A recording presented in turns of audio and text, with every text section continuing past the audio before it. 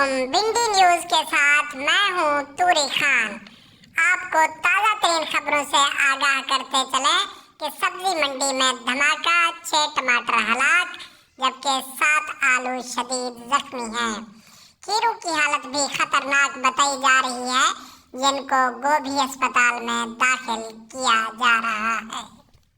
Doctor केले खान का कहना है कि खीरू की हालत खतरे से बाहर है, जबकि साथ ही वजीर आजम तरबूज खान का कहना है कि इनको फौरी तिब्बी इमदाद मुहैया की जाए। तिब्बी इमदादी कार्रवाइयाँ जारी हैं और हमारे साथ रब्ता किया है हमारे नुमाइंदे मिर्च ने।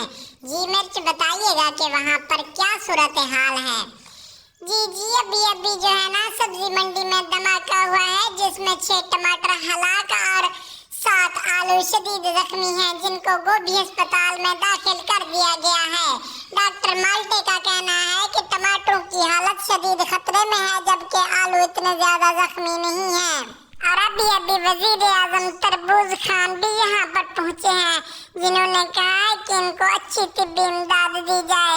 और साथ में आर्मी चीफ मूली खान और साथ में DIG शलजम खान भी यहाँ पहुँचे हैं, जिन्होंने फौरी तिब्बी इमदाद पहुँचाने के लिए अहकामात जारी कर दिए हैं। मजीद खबरों से आपको आगाह करने के लिए हाजिर होंगे एक मुख्तसर ब्रेक के बाद। इस तरह की खबरें सुनने के लिए हमारे चैनल से जुड़े रहिए।